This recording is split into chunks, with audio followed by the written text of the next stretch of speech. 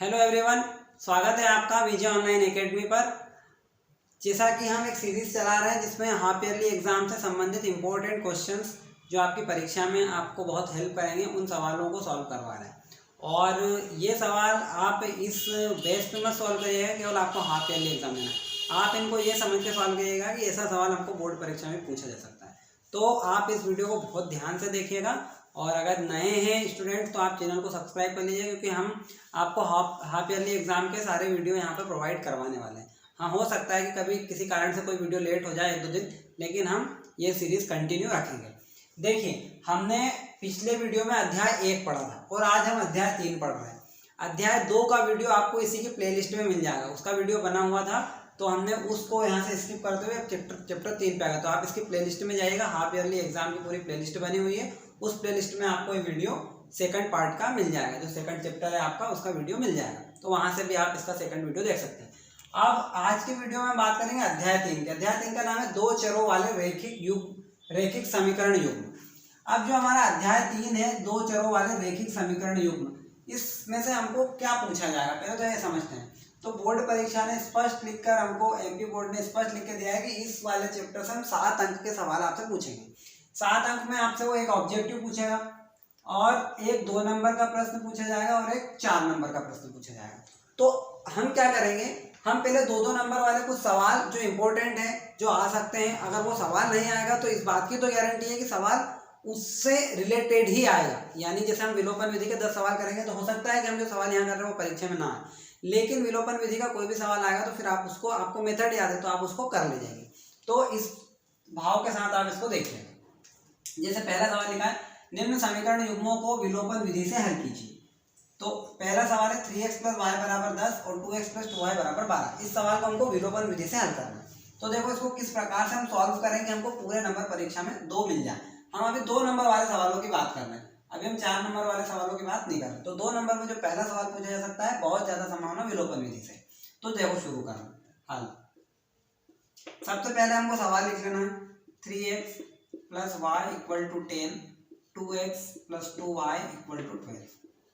इसके बाद हमको क्या करना है कि अगर यहाँ पर नंबर अलग अलग है, जैसे यहाँ पर 3 है और यहाँ पर 2 है, इनके गुणांक अगर अलग अलग है तो इन गुणांकों का क्या करना है, ये वाले गुणांक का मल्टीप्लाई ऊपर वाले नंबर में, ऊपर वाले गुणांक का मल्टीप्लाई नीचे वाले नंबर में। देखो 3x + y = 10 और 2x + 2y = 12। हमको क्या करना है, इस 2 का मल्टीप्लाई यहाँ करना है और इस 3 का मल्टीप्लाई यहाँ करना है। जब हम इस 2 का गुणा यहाँ करेंगे और 3 का गुणा यहाँ करेंगे तो ये वाले नंबर सेम हो जाएंगे। देखो 3 दूनी 6x + 2y और 10 दूना 20 हो जाएगा। यहाँ करेंगे तो 3 दूनी 6x + 3 दूनी 6y = 12 × 36। देखो अब क्या करना है, इस समीकरण में से इस समीकरण को घटा देना है। इसको नाम देंगे समीकरण 3 और इसको देंगे 4। क्या करेंगे, इनको आपस में घटा देंगे। ये माइनस वाला, ये प्लस वाला माइनस और ये भी माइनस, यानी ये प्लस का निशान था तो माइनस हो जाएगा, प्लस वाला फिर माइनस और ये भी प्लस वाला माइनस। यानी जो नीचे वाले समीकरण उसके सबके निशान बदल देना है, प्लस का माइनस और प्लस का माइनस। तो देखो ये नंबर तो प्लस का है और ये क्या हो गया माइनस, तो आपस में क्या हो गया, कैंसिल आउट, कट गए।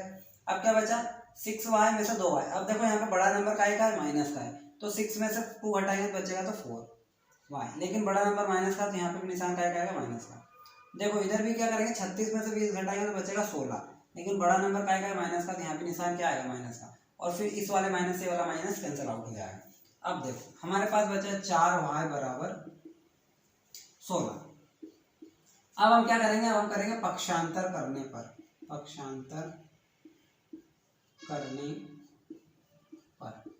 जब हम पक्षांतर करते हैं तो कोई भी नंबर, जैसे यहाँ y 4 के साथ गुणे में है तो पक्षांतर करने पे पलट जाता है। जैसे कोई नंबर अगर इधर गुणे में है तो पक्षांतर करने पे भाग में हो जाता है, इधर प्लस में है तो पक्षांतर करने पे माइनस हो जाता है, इधर माइनस है तो पक्षांतर करने पे प्लस हो जाता है, और इधर भाग में है तो पक्षांतर करने पे क्या हो जाता है, गुणा हो जाता है। तो ये पक्षांतर होता है। तो यहाँ पे 4 और y के बीच में गुणा है, यानी कोई निशान नहीं, मतलब क्या गुणा है, तो y बराबर उधर जाएगा तो कहाँ चला जाएगा, उसके भाग में, तो यहाँ पे अपन में 4 हो जाएगा। तो y बराबर 4 से काट देंगे 16 को 4 बार, तो y का मान आ जाएगा 4। पहला मान हमारा निकल के आ गया विलोपन विधि से y का 4। अब हमको निकालना है x का मान, तो क्या करेंगे, ये वाला समीकरण हमारा कौन सा है 1 और ये समीकरण है हमारा 2, तो y का मान उठाकर रख देंगे समीकरण 1 में। y का मान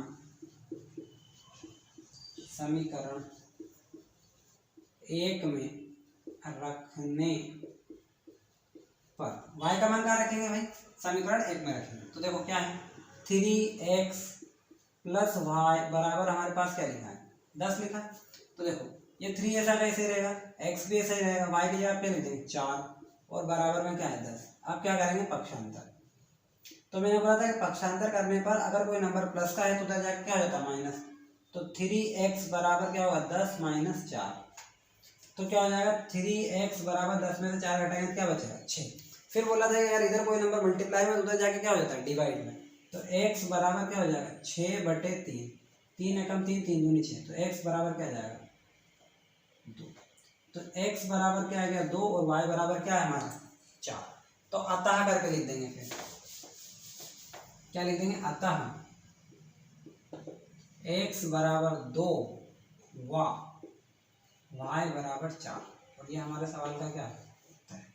इस तरह से अगर आप विलोपन विधि का सवाल सॉल्व करते हैं तो आपको निश्चित रूप से पूरे 2 नंबर इस सवाल में मिल जाएंगे, और आपको इसी प्रकार से इस मेथड को फॉलो करना है। चलिए अगले सवाल की तरफ बढ़ते हैं।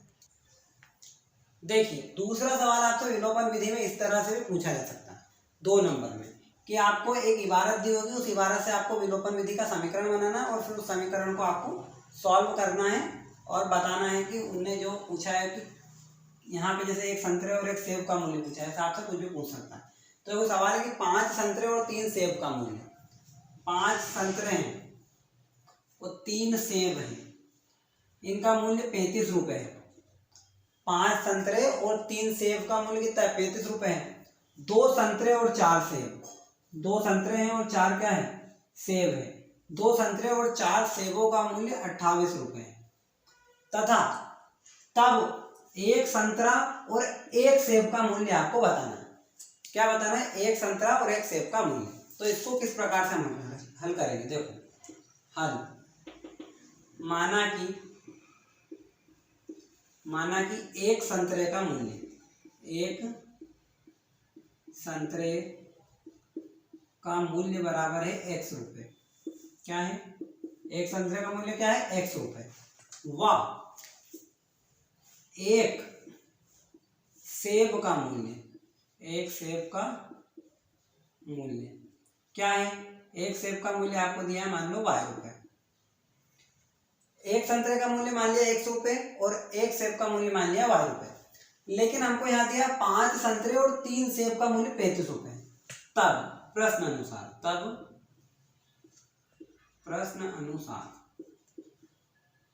5 संतरे, 1 संतरा x रुपये में आएगा तो 5 संतरे 5x रुपये में आएंगे, प्लस 1 सेब अगर y रुपये में आ रहा है तो 3 सेब 3y रुपये में आएंगे, और दोनों का मिला के कितना दिया है हमको 35 रुपये। 5 संतरे और 3 सेब दोनों का मूल्य अगर जोड़ दे तो कितना है 35 रुपये। ठीक इसी प्रकार 2 संतरे और 4 सेब, 1 सेब y रुपये का है तो 4 सेब 4y रुपये के हो जाएंगे, कितने के 28 रुपये के। ये बन गए हमारे समीकरण, इसको हम नाम दे देंगे समीकरण 1 और समीकरण 2। अब लिखेंगे समीकरण 1 व 2 को विलोपन विधि से हल करने पर, समीकरण 1 व 2 को विलोपन विधि से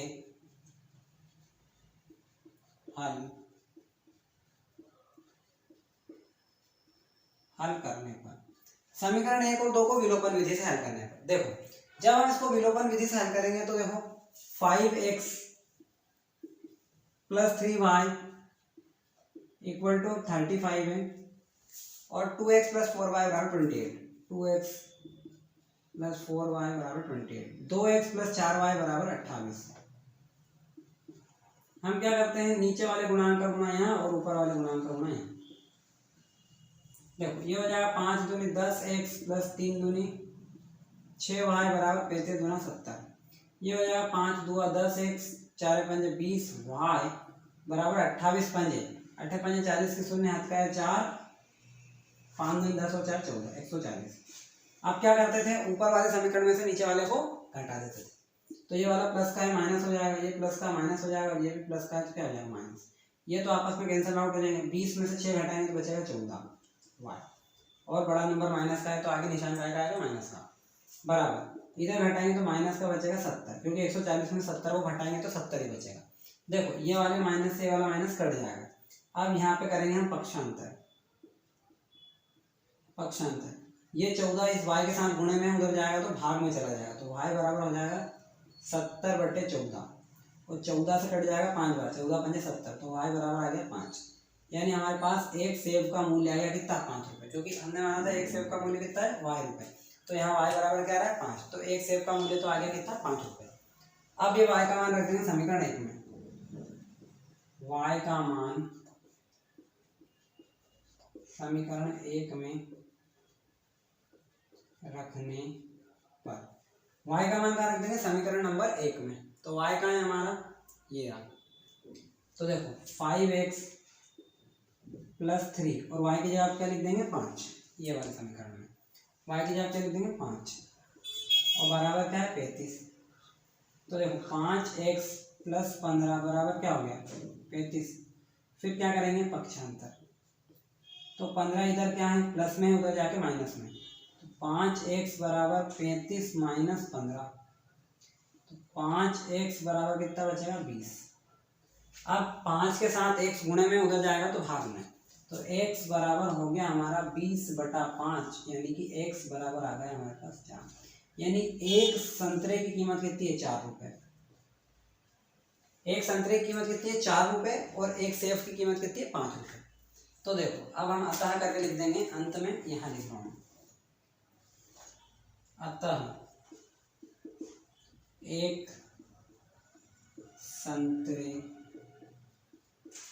की कीमत बराबर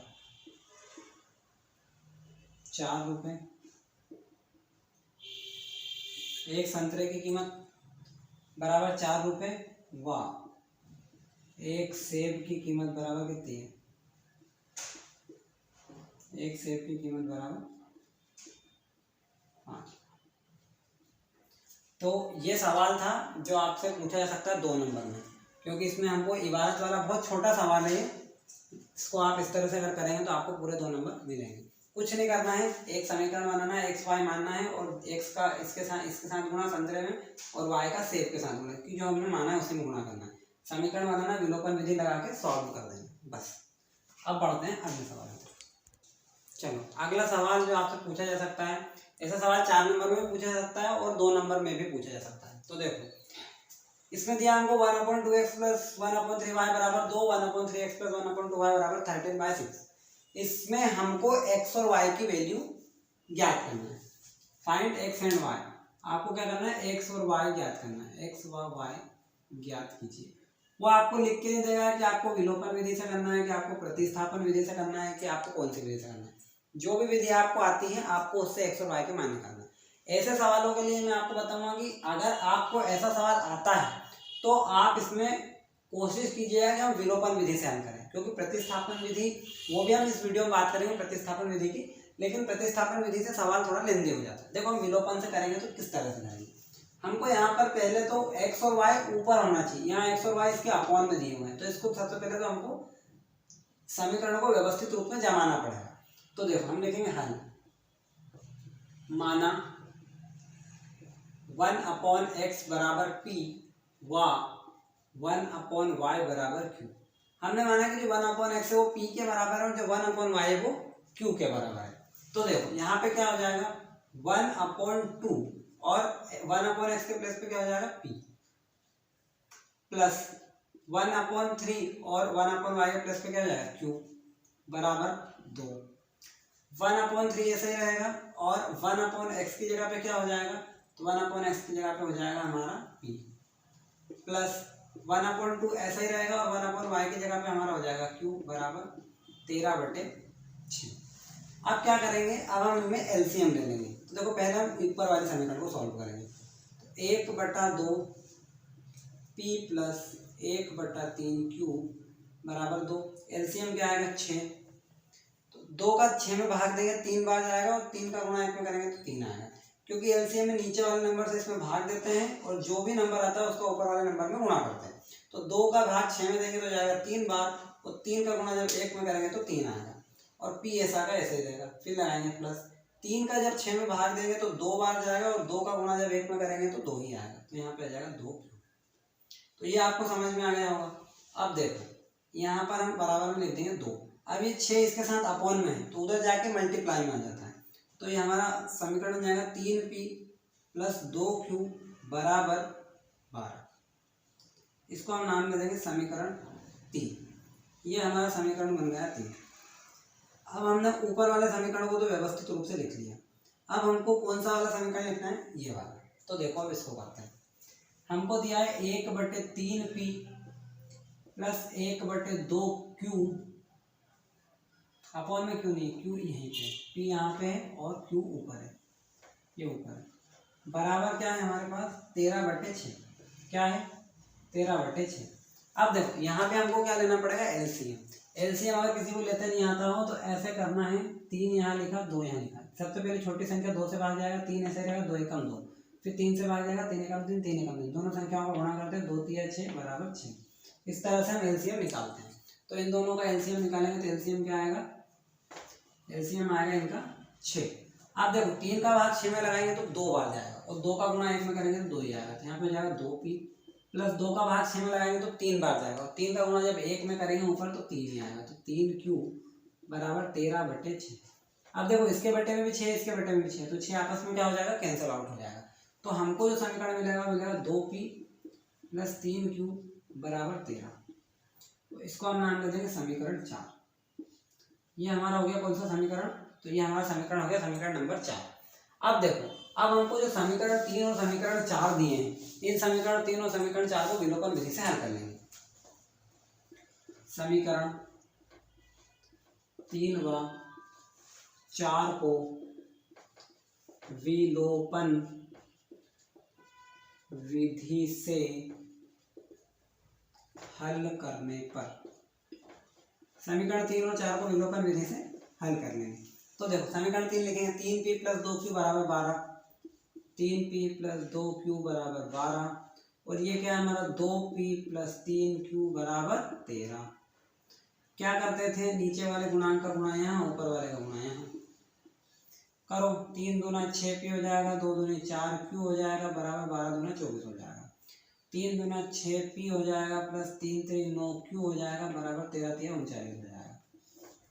देखो ये प्लस का माइनस हो जाएगा, ये प्लस का माइनस हो जाएगा और ये प्लस का माइनस हो जाएगा, ये आपस में कट जाएंगे। अब 9 में से 4 हटाएंगे तो माइनस का बचेगा 5q, क्योंकि बड़ा नंबर का है माइनस का है। यहाँ भी बड़ा नंबर माइनस का है तो 9 में से 4 हटाएंगे तो 5 बचेगा, तो 1 बचेगा और माइनस का 15, माइनस से माइनस कैंसिल आउट हो जाएगा, तो q बराबर आएगा 15 और ये इसके साथ गुणे में है, उधर जाएगा तो भाग में 15/5, तो q बराबर आ गया हमारा 5 3 15। q का मान क्या है 3। ध्यान रखना है q का मान आया है, ना कि x या y का मान। तो q का मान हमारा आ गया 3। अब q का मान समीकरण कौन सी में रखेंगे, इस समीकरण में। समीकरण नंबर क्या था इसका 3। तो q का मान समीकरण 3 में रखने पर, q का मान हमने कहाँ रखा, समीकरण 3 में। समीकरण 3 है 3p प्लस 2 और q की जगह मान रख देंगे, q का क्या है 3 और बराबर में हमारे पास क्या है, तो बराबर में हमारे पास है 12, तो 3p प्लस 6 बराबर 12। अब क्या करेंगे हम, अब करेंगे पक्षांतर। तो पक्षांतर करेंगे तो 6 इधर प्लस का बराबर को जाएगा तो माइनस का, तो 3p बराबर 12 माइनस 6, तो 3p बराबर हो जाएगा हमारे पास 6।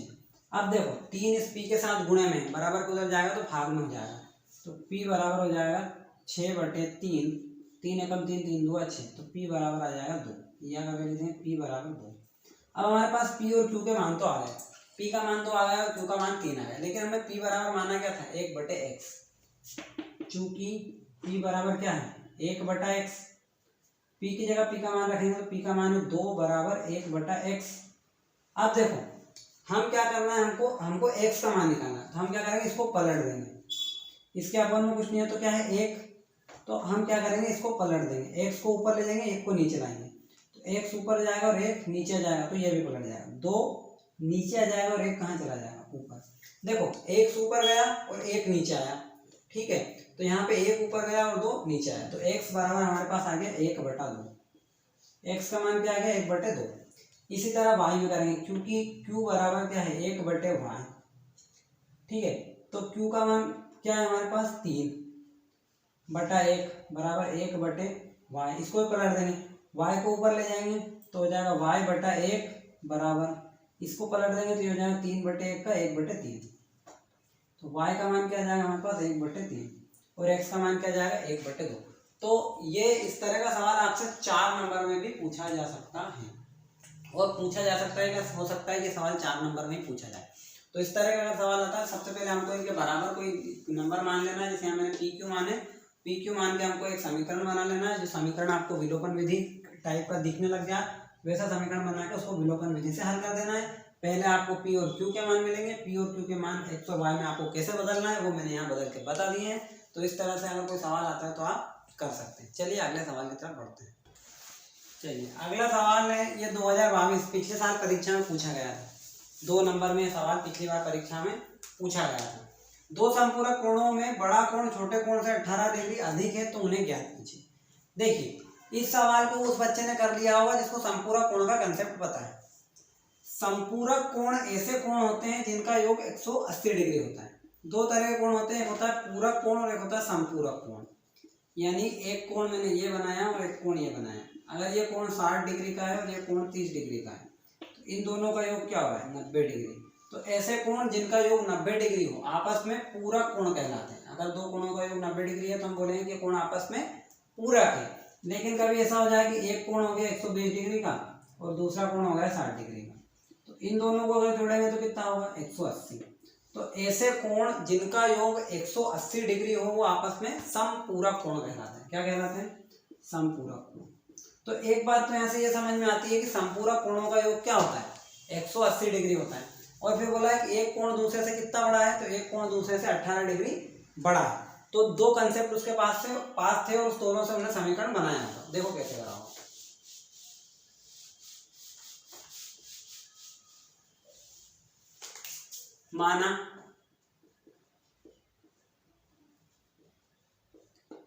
माना कि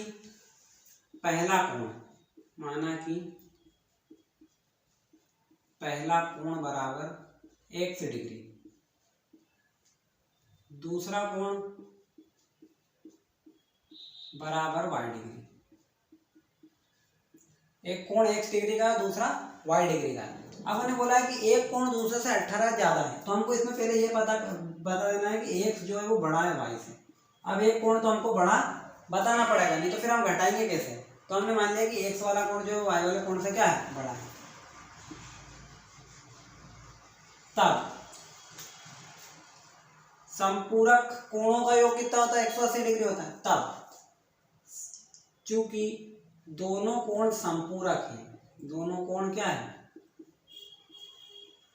संपूरक है। तब अगर दोनों कोण संपूरक है तो दोनों का जो जोड़ है वो कितना होगा, 180 डिग्री। तो एक समीकरण बन गई हमारी। दोनों कोण अगर संपूरक है तो उनका योग क्या होगा, 180। तो एक समीकरण तो हमारे यहाँ से बन गई। अब बोला है कि एक कोण दूसरे कोण से कितना बड़ा है, 18 डिग्री बड़ा है। यानी कि x माइनस वाई बराबर 18। एक कोण दूसरे से 18 बड़ा है, मतलब अगर एक में से दूसरे को घटाते हैं तो अंतर कितने का आता है, 18 डिग्री का। तो ये दूसरी समीकरण बन गई। बस 2 समीकरण हमारे पास है, विलोपन विधि लगा के हल कर सकते हैं। समीकरण 1 व 2 को विलोपन विधि से हल करने पर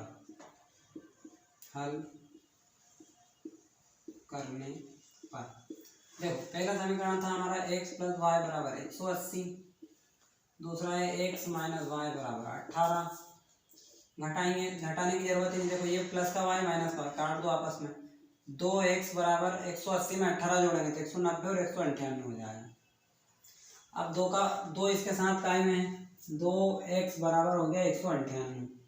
ये आपस में मल्टीप्लाई में है तो 2 उधर जाकर डिवाइड में चला जाएगा। तो x बराबर क्या हो गया 198/2। 2 से काटेंगे तो 2 9 के 18 और एक बचेगा 2 9 के 18। तो x की वैल्यू क्या आ गई 99 डिग्री। एक कोण हमारा कितने डिग्री का आ गया 99 डिग्री का। कौन सा वाला x वाला। अब हम इस x का मान रख दिया समीकरण 1 में। x का मान समीकरण 1 में रखने पर, जब x का मान समीकरण 1 में रखेंगे तो होगा x प्लस वाई बराबर 180। x का मान क्या 99 प्लस वाई बराबर 180। अब क्या करेंगे पक्षांतर, ये इधर के साथ प्लस का उधर जाके माइनस का हो जाएगा। तो y बराबर 180 में से हम घटा देंगे क्या 99। 10 में से 9 गया तो 1 बचेगा। फिर यहाँ 17 में से 9 गया तो 9 और 8 17 81 डिग्री। तो y बराबर क्या आ गया 81 डिग्री। एक कोण जो था वो 99 डिग्री का आया और दूसरा कोण कितने का आया 81 डिग्री का। अतः करके लिख देंगे, अतः पहला कोण x बराबर 99 डिग्री, दूसरा कोण y बराबर 81 डिग्री। इस तरह से हम सवाल को सॉल्व कर सकते हैं, बस सकते हैं हमें कंसेप्ट पता होना चाहिए। चलिए, तो ये 5 सवाल थे प्रश्नावली अध्याय 3 जो कि 2 चरों वाले रैखिक समीकरण का है। इन ऐसे सवालों के आने की संभावना बहुत ज़्यादा है और आप इसी प्रकार के सवालों को सॉल्व करें। एक मेथड इसमें रही है वो है प्रतिस्थापन विधि, तो कोशिश करेंगे कि अगले वीडियो में उसको शामिल करें।